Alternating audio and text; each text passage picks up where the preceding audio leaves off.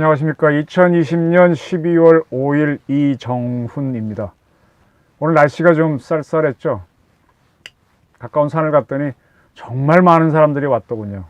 뭐 커피 한 잔 먹으려고 해도 들어갈 데가 없고, 또 식당은 들어가서 밥을 먹을 수 있고, 이 코로나 때문에 난리가 아닙니다. 이 코로나가 한국을 어떻게 바꿀지 궁금한데, 한국을 바꾸는 게 뭐 코로나만 한국을 바꾸겠습니까?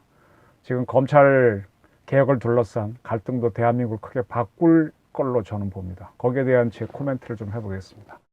네, 제목은 문재인을 법 앞에 세우기 위한 추미애, 부제는 달의 몰락. 옛날에 누가 불렀던 노래의 제목이고 영화의 제목이고 소설의 제목입니다. 달의 몰락, 문윤 배틀이 가는 길은, 이게 부제입니다. 지난번에 말씀드렸는데 12월 3일 강민석 청와대 대변인이 문 대통령 지시사항이라고 하면서 윤석열 총장에 대한 법무부 징계위원회 운영과 관련해 절차적 정당성과 공정성을 강조하면서 지켜라 라고 했습니다. 그리고 신임 이용구 법무차관은 징계위원회 위원장 직무대리를 하지 말라라고 했습니다. 징계가 열리는 동안 가이드라인은 없다라고도 했습니다. 어쨌든 지금 정부는 윤 총장에 대한 징계위를 12월 10일로 연기했는데, 그리고 이런 또 가이드라인을 제시했으니까, 가이드라인이 아니라 이제 대통령 지시사항을 발표했으니까, 또 그 다음에 이번 개각에서 추미애 장관을 교체하지 않았으니까 문 대통령은 윤석열 총장 해임까지도 의결할 수 있는 징계위를 열겠다는 걸 분명히 한 게 됩니다. 꼬투리 잡히지 말고 공정하게 해서 징계를 열라고 한 것이죠. 여기에서는 당연히 어떤 의결이 이루어지면은 그걸 그 의결된 사항을 추 장관이 대통령에 건의합니다. 그때 의결한 사항이 해임이면 해임을 건의하겠죠. 그러면 문 대통령은 해임을 할 수도 있습니다. 윤석열 총장을 뭐 정직이나 뭐 이런 게 나온다면 또 정직을 할 수도 있고, 뭐보다 더한 것도 할 수 있고요. 자, 이렇게 되면은요, 현재는 이제 서울행정법원의 결정으로 추윤 배틀에서 추가 완패를 했죠. 윤이 승리했죠. 근데 그럼에도 불구하고 징계위를 열어갖고 윤 총장을 징계하게 되면 앞으로는 추윤 배틀에서 승리한 윤이 문 대통령을 상대로 문윤 배틀을 벌일 것이다 라는 게 저희 판단입니다. 이거는 뭔가 하면은 변호사 자격증 갖고 있죠. 문 대통령도 갖고 있고 추 장관도 갖고 있고, 그러한 자격증을 가진 두 공직자가 대통령과 총장이라고 하는 높은 벼슬도 갖고 있는 그 두 공직자가 역사상 보기 힘든 초유의 희대의 싸움을 벌이게 될 것이다 라는 게 저희 관점입니다. 제 관점이 틀릴 수도 있고 맞을 수도 있는데 한번 들어봐 주시기 바랍니다. 자, 이렇게 이제 문 대통령이 지시를 하니까 바로 그 다음 날인가요? 윤석열 총장이 지금 검사징계법이란 법이 있는데 그 5조 등이 좀 문제가 있다고 하면서 헌법 소원을 청구했습니다. 지금 검사징계법을 한번 살펴봤습니다. 4조에는 법무부의 검사징계위원회를 둔다. 위원장을 포함해 7명을 위원으로 구성하고 예비위원 3명을 둔다. 그런 내용이고요. 5조는 이 징계위원회 위원장은 법무부 장관이 한다. 위원은 법무부 차관. 법무부 장관이 지명하는 검사 둘. 법무부 장관이 변호사나 법학 교수, 그리고 학식과 경험이 풍부한 사람 중에서 법무부 장관이 위촉하는 각각 1명에서 3명. 이렇게 해서 이제 도합 7명이 구성되고, 예비위원은 법무부 장관이 검사 중에서 지명하는 사람으로 합니다. 그러면 정식 위원 7명, 예비위원 3명 전부 다 법무부 장관이 다 지명하는 겁니다. 그럼 이런 징계위원회는 법무부 입맛대로 가는 거죠. 근데 이 검사징계법 제17조 2항에 따르면은 징계를 청구한 사람은 사건 심의에 관여하지 못한다라고 되어 있습니다. 이것 때문에 지금 윤석열 총장 징계를 추진한 사람이 법무부 장관이잖아요. 추 장관이잖아요. 그래서 추 장관은 징계위원회 위원장을 하지 못합니다. 따라서 이제 신임 이용구 법무부 차관이 징계위원장을 해야 되는데 대통령이 이 차관을 하지 말라라고 했으니 다른 사람이 하겠죠. 다른 사람이 위원장 대리를 하고, 그 다음에 법무부 장관이 검사 중에서 지명해 놓은 예비위원 3명 중에 1명이 들어와서 징계위원회를 구성할 겁니다. 역시 이렇게 되면은 전원 법무부 장관이 지명한 사람으로 징계위원회가 구성되죠.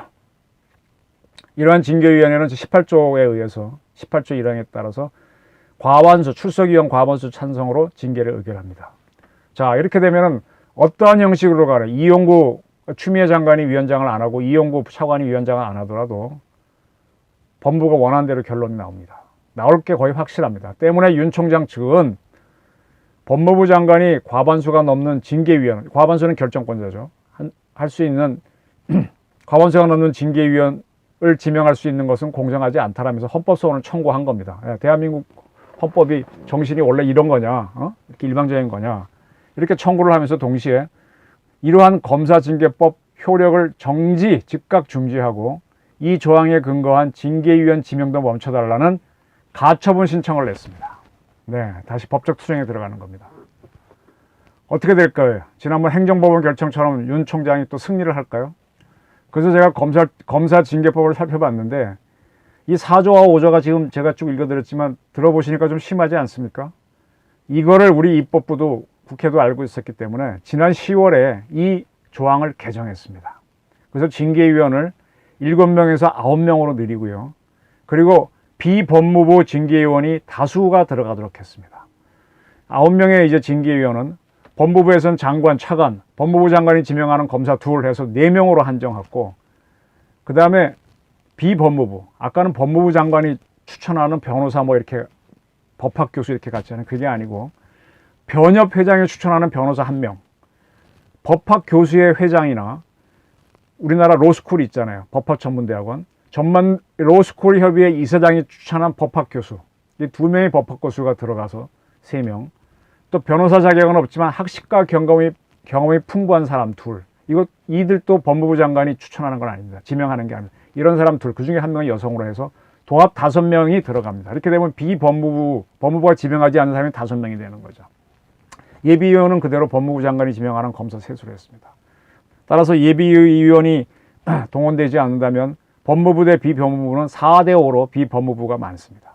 이렇게 검사징계법 5조가 개정된 거는 이게 문제가 있다는 겁니다. 그죠? 근데 이 법이 지난 10월에 개정을 했는데 이게 이제 시행되는 거, 발효되는 시점은 내년 1월 21일입니다. 네, 그러니까 그 전에 12월 10일 날이든 뭐 조금 연기해서 올해만 열어도 이 개정된 법안이 아닌 기존 법안으로 윤석열 씨는 징계위원회에서 징계 결정을 받게 되니까 불리하죠. 그래서 헌법소송을 내고 이 법을 새로운 법이 있으니까 효력을 발휘하지 못하도록 가처분 신청을 낸 걸로 보입니다. 자, 여기에 대해서 이제 헌재가 어떤 결정을 내릴까요? 근데 헌재는 12월 10일 징계위가 열리기 전까지는 열릴 수가 없습니다.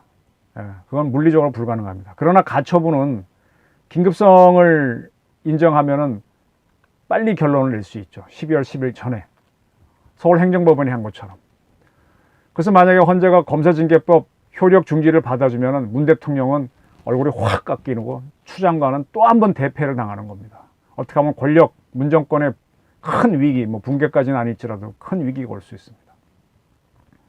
가처분을 받아주지 않아서 징계가 열리잖아요. 그 징계를 의결하겠죠. 그래서 그 징계를 토대로 문 대통령이 할 수 있는 건 해임이겠죠. 뭐 정직도 할 수 있고 여러 가지 하겠지만 해임을 하는데 또는 뭐 정직을 하는데 그 결정이 부당하다. 내가 뭘 잘못했냐고 윤 총장은 제가 봤을 때는 거의 100% 소송을 냅니다. 헌법소송까지 냈던 사람이 대통령의 해임 결정에 대해서 검찰청법에 따라 내 임기는 2년이 보장돼 있고 지금 내가 적법하게 하지 않은 게 뭐가 있느냐. 따라서 대통령의 해임 명령은 잘못됐다고 소송을 내면은 또 한 번 희한한 사태가 벌어지. 이게 이제 문윤 배틀이 본격화되는 겁니다. 어쨌든 왜 문윤 싸움이 되는가 하면 추 장관은요 검찰총장을 해임하지 못해요. 임명권자인 대통령만이 할 수 있기 때문입니다. 따라서 추윤 배틀이 아닌 문윤 배틀이 갑니다. 소송을 제기하면. 근데 제가 지난번 방송에서 랍시고 연설, G랍시고 했던 그 추 장관의 연설이 큰 모욕적인 윤 총장 했던 연설이었던 얘기를 말씀드리면서 그 다음에 윤석열 씨는 돌쇠다, 오로지 검사의 길을 가는 사람이다. 검찰주의자다. 쉽게 말하면 그런 설명을 했습니다. 예. 그걸 그 관점을 잘 보시면은 이제 앞으로 이 추이를 이해하는 데 도움이 되실 겁니다. 윤 총장은 검사의 길을 가겠다는 돌쇠 같은 검찰주의자니까 자기가 해임당하거나 정직을 당하면 당연히 소송을 낸다고 봐야 됩니다. 이렇게 되면은 거듭해서 말씀드리지만 추윤 배틀에 의해서 문윤 배틀이 벌어지면서 다 이 사람들은 변호사 자격증이 있는 사람들이죠. 자, 누가 더 유능한 변호사이냐라는 이제 흥미로운 싸움이 벌어지죠. 윤석열 씨는 서울대 출신, 추미애 장관은 한양대교 출신, 문재인 대통령은 경희대 출신. 근데 다 사시 합격자입니다. 누가 더 유능할까요? 이렇게 소송이 벌어지면은 지금 문재인 대통령은 상당히 제왕적 대통령제적 모습을 보이는데 그 통치행위가 부정될 수 있습니다. 바로 부정됩니다. 문 대통령의 통치, 쉽게 말하면 윤석열 씨를 해임하거나 정직했다는 그런 것이 적법한지 법의 심판을 받기 때문에 이제는 자기 마음대로 할 수 있는 제왕적 통치를 못하게 되는 겁니다. 법치에 문 대통령이 딱 걸리는 겁니다. 이거를 놓치시는 분들이 많아요. 자, 문재인 정권은 아무리 봐도 아닌데 자꾸 촛불혁명이라 그랬잖아요. 촛불혁명으로 집권했고 또 대통령 공약이라는 이유로 입법도 하지 않고 탈핵 정책을 마구 추진했어요. 그러다가 이번에 따닥한 걸렸죠. 아주 오지게 걸렸죠. 월성 1호기 조기 폐쇄를 대통령 지시로 해가지고 좀 대차게 걸렸지 않습니까? 근데 이제 그걸 빠져나가기 위해서 대통령 공약이다 그러는데 이 문윤 배틀이 벌어져가지고 대통령이 어떤 뭐 해임이나 정직을 한 게 법의 심판을 받게 되면 이제 앞에 것들도 다 법의 심판을 받습니다. 선출직 공무원은 법을 무시하고 해도 된다, 통치해도 된다는 게 이제 부정이 되는 겁니다. 그래서 국민들은 대통령의 통치도 법 안에서 해야 되고 법을 어기면 법의 심판을 받는다는 걸 또 한 번 국민들은 깨닫게 됩니다. 이미 국민들이 먼저 깨달은 거는 박근혜 대통령이 뭐 어찌됐든 간에 법을 어겼다는 걸로 인해서 탄핵을 당했고 또 법의 심판을 받아서 지금 영어의 몸이 돼 있는 걸 국민들은 다 알거든요. 근데 문 대통령에 대해서는 어쩌지 못했는데 이번에 문윤 배틀이 벌어져서 문 대통령이 한 거가 적법하냐고 들어가게 되면 당신도 법의 심판을 받을 수 있네, 법치를 해야 되네, 법의 통제를 받아야 되네 하고 바로 들어간다는 얘기입니다. 이걸 알고도 이러한 싸움을 문 대통령이 들어간다라고 하는 건 제가 보기에는 전략적으로 상당히 미스인데 또 안 들어갈 수도 없어요. 이게 외통수에 걸린 겁니다. 네, 위기는 이렇게 옵니다. 그리고 우리 국민들이요, 제가 벌써 이렇게 얘기하면은 제가 이 정도로 보게 되면 전 대한민국에서 한 1000명 내지 한 10,000명 정도는 저보다 똑똑한 사람 많거든요. 이미 꿰뚫어 보고 있습니다. 저도 이런 시각을 갖는 게 제 스스로 갖는 게 아니라 많은 분들하고 대화하면서 깨닫는 거거든요. 자, 대한민국은 이미 전두환, 노태우 두 대통령을 사법 처리했습니다. 그 이명박 대통령도 지금 위법행위로 다시 감옥 가셨고요. 그 문재인 대통령하고 적법하지 않은 행동을 했을 때 벗어날 수 있을 것 같아요. 문 정부 사람들은 선거에 의해 당선됐다는 이유로 문 대통령의 통치는 초법적인 걸로라도 된다라고 주장해 왔는데 그것이 아니라는 것을 문윤 배틀이 벌어지면 낱낱이 증명될 겁니다. 자, 다시 한번 제가 설명드리는데 윤석열 씨는 자신이 판단이 옳든 그르든 돌쇠처럼 검사의 길만 고집하는 검찰주의자입니다. 따라서 그는 제가 지난 방송에서 트로이 목마라고 설명했는데 트로이 목마 같아요. 바로 그런 길을 걸었기 때문에 문정부 초기에는 그게 박근혜 정부의 비리를 치는 적폐 수사가 될 수 있었고 그때는 문정부 사람들이 살아있는 권력을 철하라고 박수를 쳤는데 지금 이 정권에서 라임 사건, 옵티무스 사건, 네? 그래서 이낙연 대표의 부실장이 자살을 했는데 그분이 옵티무스 말고 다른 데서도 돈을 받았다는 게 지금 막 나오고 있죠. 또 울산시장 사건, 이때 검찰 수사를 와해시킨 게 추 장관이죠. 또 월성 1호기 사건 등이 일어났기 때문에 그러니까 이제 문정권 사람들이 그거를 또 법대로 하려는 윤 총장 나가라 이렇게 되는 반대가 되는 겁니다. 저는 이러한 사태를 보면서 개인적으로 윤 총장한테 하나의 충고를 드리고 싶은데 당신의 안위를 염려해라. 저는 윤 총장 성격으로 보게 되면은 그는 유고 상태가 되지 않는 한 자신이 검사니까 법에 근거한 행동을 할 가능성이 매우 높습니다. 때문에 돌쇠처럼 밀어붙이는 그를 억제하지 못하면 암살이라든지 테러 같은 것들이 그를 향해 자행될 수 있다고도 봅니다. 아닐 수도 있지만 있다고도 봅니다. 네, 박근혜 대통령이 서울시장 지원 유세에 갔다가 카타카를 맞으려고 누가 예상이나 했습니까? Think the unthinkable. 상상할 수도 없는 일을 상상해라. 제가 문정권이 지금 후퇴하고 있기 때문에 계엄령을 선포할 수 있다는 얘기를 며칠 전 방송에서 했는데 Think the unthinkable. 예. 제가 이 생각을 하게 되면 저보다 머리 좋은 사람들은 훨씬 더 많이 생각합니다. 그걸 윤 총장은 좀 대비를 하셔야 될 거예요. 대비하면서 풀어가야 됩니다. 그리고 이미 추미애 장관은 제가 지난 방송에서 랍시고 연설을 통해서 윤 총장을 모욕했기 때문에 그 모욕의 후폭풍이 뭔지는 본인도 알기 때문에 앞으로 상당한 정치적 긴장이 옵니다. 추 장관은요, 지금 검찰 인사를 상당히 많이 자주 했었죠. 그래서 울산시장 사건 수사팀을 해체하도록 했었지 않습니까? 그때 그 직전에 이제 민정실에 파견가 있던 검찰 출신 수사관이 자살하는 일도 있었고, 이렇게 여러 가지를 흩어버린, 그렇게 해서 방해한 적이 있거든요. 그러니까 뭐 어떤 일이 앞으로 윤 총장을 향해 벌어질지 모릅니다.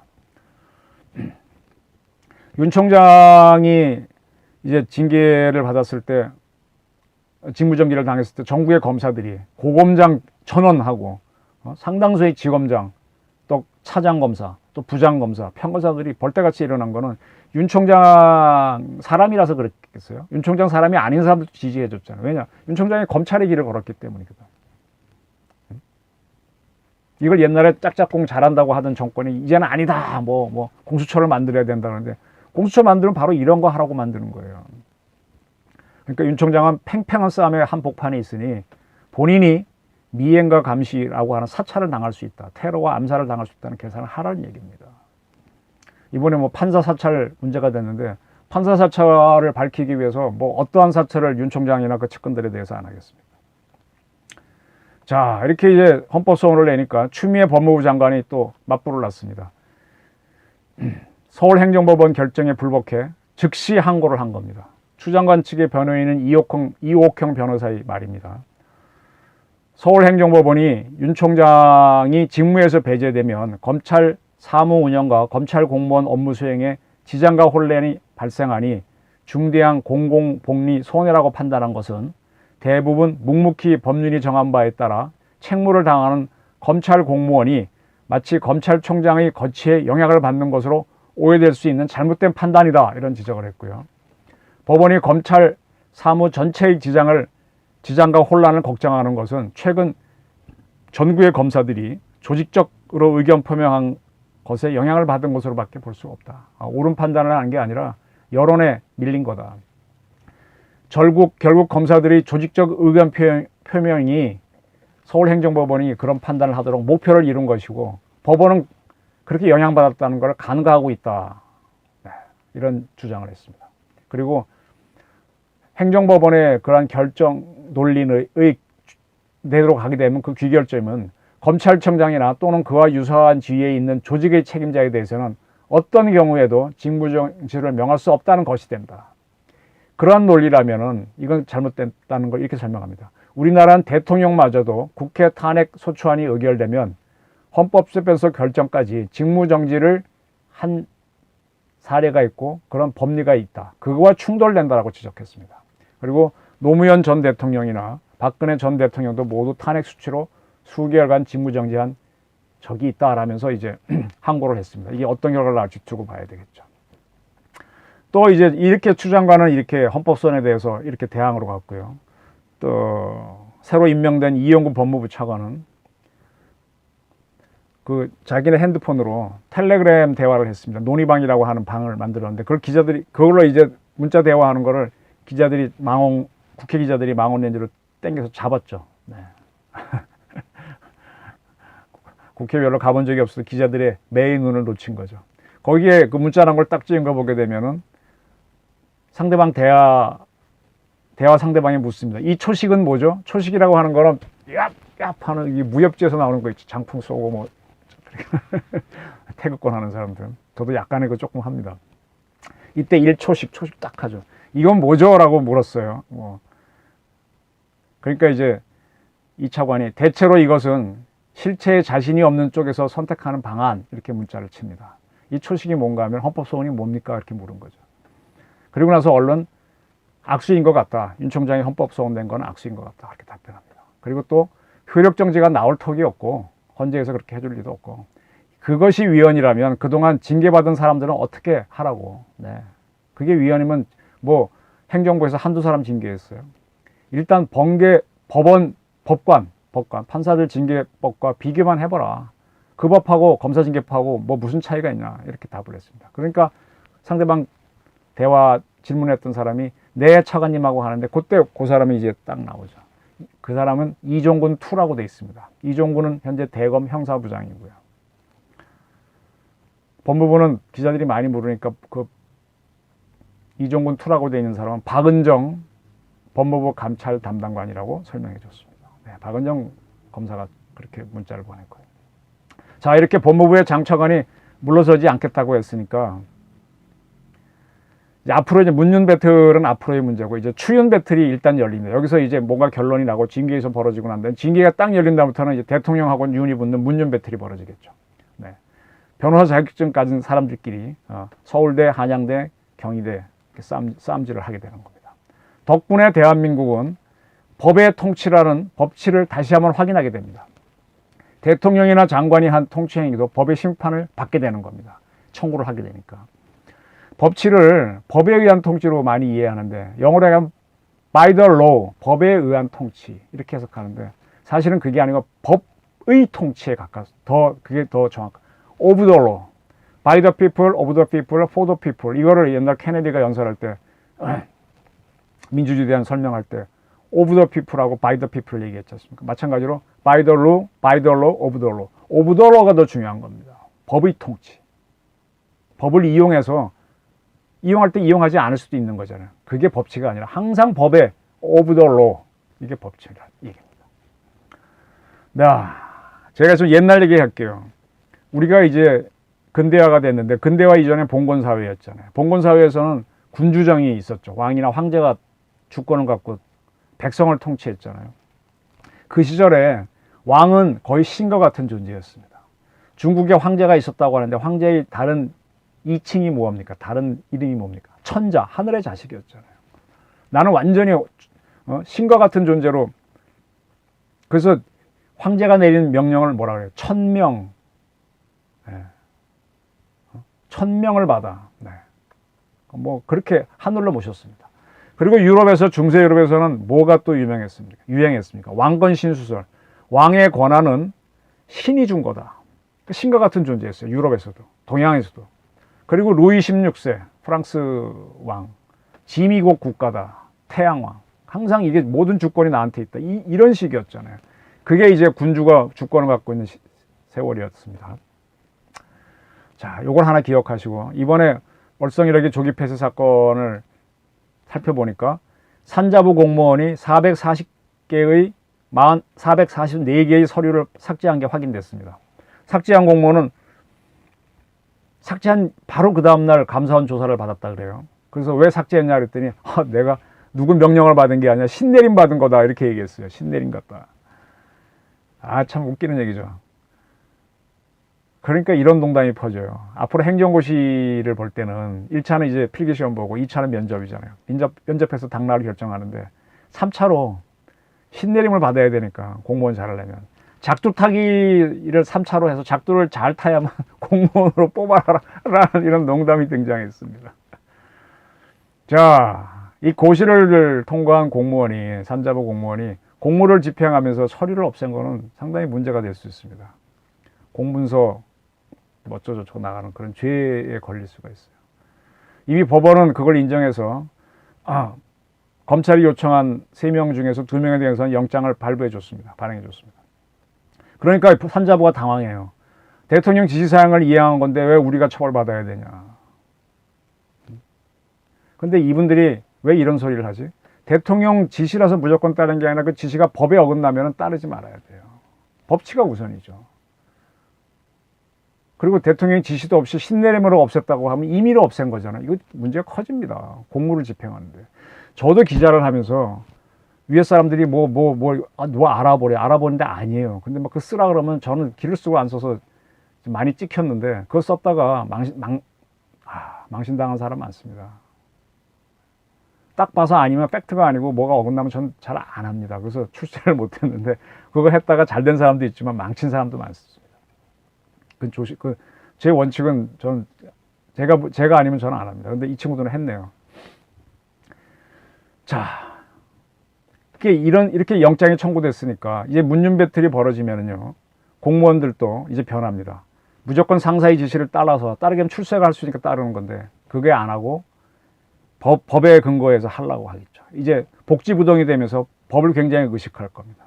이렇게 되면 대한민국에서는 왕권 신수설, 통치력이 대단하다. 선거로 뽑힌 지도자의 말을 왜 안 듣냐, 이건 부정이 되는 거죠.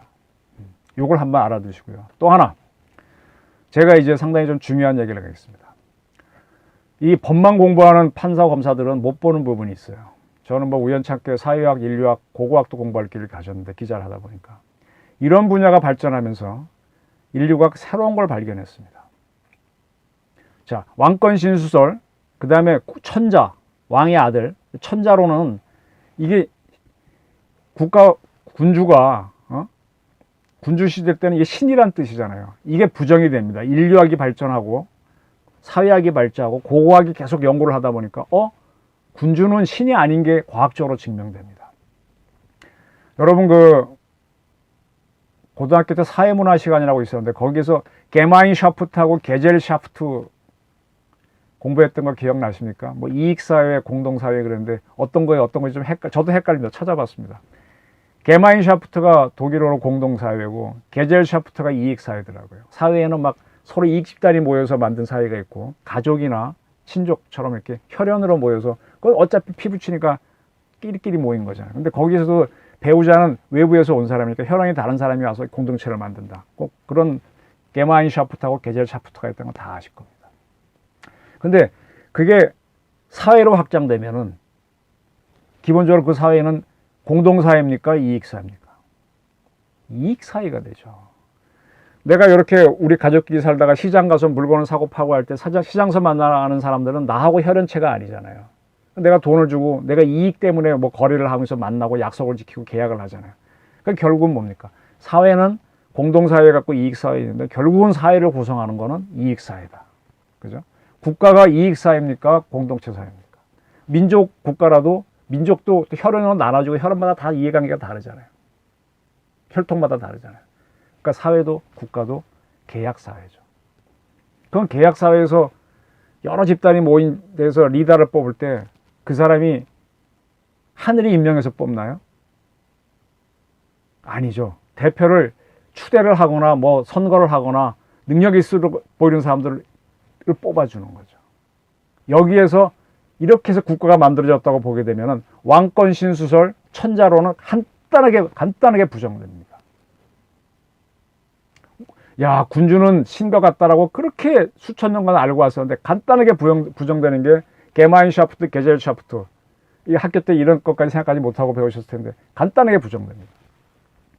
근데 이게 왜 군주로 가느냐? 근데 지금도 가만히 보면 저도 해보면요. DNA 힘이 무지무지하게 강해요. 그거 굉장히 강하더라고요. 그러니까 사람의 성격과 운명은 거의 DNA가 결정한다. 그걸 또 DNA를 어떤 팔자라고도 표현해서 뭐 주역으로 풀기도, 저도 주역 공부해봤다 그렇지 않습니까? 또 운도요, DNA가 결정하는 것 같아요. 제가 보게 되면 늘 대장인 친구는 초등학교 때부터 대장이었고, 늘 이렇게 알았어 그래 하고 따라가던 친구는 평생 지금까지도 60이 다들 그렇게 살더라고요. 앞으로도 그럴 겁니다. 뭐 안 바뀌더라고요. 항상 리더는 그거 보게 되면 타고나는 리더가 있는 것 같아요. 그 친구들은 혈통이 DNA가 좋아서 그런 것 같은 느낌이 많이 들어요. 또 공부도 잘하고. 그러다 보니까 이제 고대에는 누구를 뽑을까 할 때 혈통 좋은 사람을 리더로 뽑고 그 혈통에서 가장 좋은 리더가 나오니까 니들이 그냥 세습해서 해라라고 하면서 군주가 굳어졌겠죠. 세습군주가 나왔겠죠. 그러다 보니까 그걸 정당화하기 위해서 나는 하늘의 아들이다, 천자론, 왕권 신수설이 나왔다고 보는 겁니다. 네. 그러나 애초에는 리더는 계약에 의해서 나왔다. 능력 있는 일을 뽑은 거다. 혈통주의가 부정하는 거죠. 그래서 이렇게 군주 자체도 그렇게 부정하고 나면 선거로 뽑은 대통령도 사회계약 중에 하나가 대표가 법이잖아요. 그걸 벗어나면 안 된다. 법치 안에 있어야 된다는 이론이 단박에 나오는 겁니다. 선출된 대통령이니까 마음대로 한다? 문정부 사람들 얘기들 웃기는 소리 하지 말아요. 그렇게 되면 군주의 권한도 사회계약엔 법을 벗어나지 못합니다. 실제로 군주정 시절을 보게 되면 군주도 마음대로 한 게 아니라 중신들과 협의해서 하고 계약한 범위 내에서 권한을 휘둘렀지 마음대로 못합니다. 이게 차츰차츰 알려지니까 계몽군주들이 스스로 나도 내가 국가가 아니야, 내가 신이 아니야 라고 하면서 막 이렇게 권력을 같이 균정하는 계몽군주가 나오고, 계몽주의 사상이 자꾸 퍼지다 보니까 법을 딱 만들어서 이 법 안에서 군주도 요까지만 행동하시오는 입헌군주정을 하게 되는 거예요. 그래서 공화정으로 오는 거예요. 현대사회가 열리잖아요. 현대사회가 열리고 지금 몇 년이 지났는데 대한민국 대통령이 군주보다 더 세다는, 선출직 공무원이니까 마음대로 해야 되는 소리를 어떻게 문바들은 하나요. 거기에 왜 끌려가나요, 대한민국은. 웃기는 사회죠. 리더를 뽑는 법 중에 하나가 선거일 뿐입니다. 선거에 의한 리더가 최고는 될 수가 없습니다. 네? 그도 법안에서 통치를 해야 되고, 법을 어기나면 법의 처벌을 받아야 됩니다. 그리고 리더는요, 선거뿐만 아니라 임명도 할 수 있고요, 추대도 할 수 있고, 어떨 땐 제비뽑기를 뽑을 수도 있어요. 운 좋은 사람 뽑아놓으면 제일 잘 될 수도 있습니다. 어떻게 뽑는 게 제일 좋은지는 아무도 모릅니다. 이렇게 뽑힌 리더들 사이에서는 차이가 없습니다. 누구라고 더 선출됐기 때문에 더 강한 권력을 쓴다? No. 임명된 사람도 훨씬 더 셀 수 있어요. 오나가 임명하면 훨씬 더 힘이 셀 수도 있어요. 따라서 그런 선출직 공무원도 법에서 위임해준, 국민이 맡겨준 것만 권력을 써야지 그거 이상 쓰게 되면 안 됩니다. 이번에 문윤 배틀이 벌어지면 바로 그것이 시험대에 올라서 심판을 받을 거라는 겁니다. 박근혜 대통령은 돈 받은 게 없어요. 근데 헌재하고 법원에서 법을 어겼다고 해서 판단을 해주는 바람에 탄핵돼서 처벌을 받고 있습니다. 이것이 바로 법의 안에 있어야 된다. 그걸 증명하는 겁니다. 네, 문윤 배틀을 하게 되면 이제 공무원들은 신내림이다 하는 소리를 안 하게 되겠죠. 그리고 이미 전국의 검사들이 연대 성명을 발표한 거는 법치를 따르겠다는 확실한 의견 표현이었어요. 이미 세상 바뀐 겁니다. 이걸 모르고 문 대통령이나 그 측근들이 간다면 지뢰를 밟게 되는 거죠. 지뢰는 절대로 묻은 사람들을 알아보지 않습니다. 자, 드디어 이제 초법적 제왕적 권한을 행사해온 문 대통령은 법의 그물, 법망에 갇히게 되는 겁니다. 이거는 윤 총장을 잡으려다가 문 대통령이 법의 그물에 갇힌 거니까 초가상간 태우려다가, 벼룩이 잡으려다가 초가상간 태우는 격이 되는 거죠. 문정부가 추진하는 검찰개혁이 대단한 것 같죠? 근데 이게 뿌리를 찾아가 보면요, 그 뿌리가 노무현 정부가 추진했던 사법개혁 추진이랑 거기에다 사개추위를 만들어서 사법개혁 추진을 한 적이 있거든요. 근데 더 올라가면 노무현 대통령은 사법개혁을 공약으로 내건 바도 없어요. 근데 노정부 시절 때 대법관을 임명하는데 대법관 다양화를 요구하는 목소리가 있었어요. 노 대통령은 그걸 알아듣고 대법관을 좀 다양하게 좀 뽑자라는 요구를 대법원에 했습니다. 근데 그때 대법원장이 기존 방식대로 연공서열에 의해서 대법관을 제청을 했어요. 한번 헌법에 의한 행위를 한 거죠. 그랬더니 판사들이 화를 내는 거예요. 노무현 대통령을 좋아하는 사람들이. 그래갖고 이제 노 대통령도 불만을 표시했죠. 이래서 사법파동이 일어나는 겁니다. 그때 이제 어떻게 할 수도 없잖아요. 대법원장이 이미 제청했고. 그러니까 윤관 전 대법원장이 중재를 해서 노 대통령이 이미 제청된 대법관 제청을 받아들입니다. 그래갖고 일단 갈등을 봉합하고 난 다음에 우리 사법을 이렇게 바꾸자 해서 사법개혁추진위원회 사개추를 만들어서 이제 사법개혁을 하게 되는데, 그 실무를 담당했던 사람이 누구냐? 민정수석이었던 문재인 지금 대통령입니다. 그때 논의된 것 중에 하나가, 사법개혁하기 위해서 갑자기 논의됐던 게 하나가 공수처를 만드는 방안이었어요. 근데 그 사법개혁이 다 완수가 안 되고 그렇게 이제 노정부가 임기다 하면서 끝났습니다. 그 중에 이루지 못한 검찰개혁을 공약으로 내걸고 당선된 이가 문재인 대통령이에요. 그래서 이걸 추진했는데 특이하게 검찰개혁 하다 보니까 지금 법의 심판을 받는 자리로 본인이 대통령이 들어가게 된 거죠. 문재인 대통령이. 참 재밌죠. 그래서 지금 문 대통령도 위임받은 것 이상으로 권력을 쓴 게 되면 본인도 법의 처벌을 받을 수 있는 상황이 돼가고 있습니다. 네, 검찰개혁이 아주 묘한 상황을 만들고 있는 겁니다. 개혁이 통치를 제한하는 거죠. 대안해서 개혁을 무산시킬 수 있죠. 개혁은 말만 개혁이지 실진이 없다는 것이 증명돼 가고 있는 겁니다. 무엇을 위해 무엇의 개혁인지에 대한 고민과 준비가 적었던 겁니다. 문재인 정권이 한 건. 자, 저는 추미애 장관을 보면은요, 법관 출신이잖아요.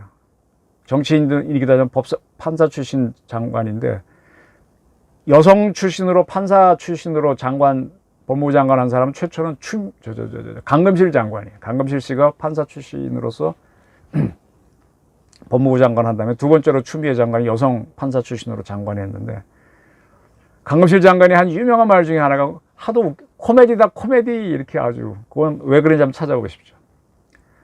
전 추 장관은 이제 우리 강금실 장관처럼 이런 얘기는 안 할 거라고 보는데 제가 좀 하고 싶습니다. 지금 이뤄지는 이 대통령의 법망에 걸려드는 사건을 보면서 검찰개혁 때문에 이렇게 추윤 배틀이 문윤 배틀이 되고 초법적인 대통령의 선출직 공무원의 권한이 제한되는 걸 보게 되면 저는 검찰개혁 일장 춘몽이다. 바벨탑이다. 법을 봤어야지 헛것을 보고 달렸구나. 웃긴다. 하하하. 이게 저의 결론입니다. 우습죠? 일장 춘몽이죠. 개혁을 해서 대한민국이 얼마나 좋아지냐요. 검찰개혁은요, 법치로 가는 방향을 잡았어야지. 대통령이 법의 그물에 걸리게 되는 쪽으로 갈 겁니다. 이기든 지든. 그리고 이게 확실한 레임덕을 처리할 겁니다. 이상 제가 지금 사태를 보는 제 하나의 관점이었습니다. 종종 결말은요, 엉뚱한 일로 너무 쉽게 날 수도 있습니다. 1993년에 김현철 씨 노래 중에 달의 몰락이라는 노래가 있었어요. 또 김성원 감독이 만든 우리나라 영화의 달의 몰락도 있었고, 김채원 씨의 소설 달의 몰락도 있었습니다. 문득 달의 몰락이 생각이 납니다. 경청해 주셔서 감사합니다.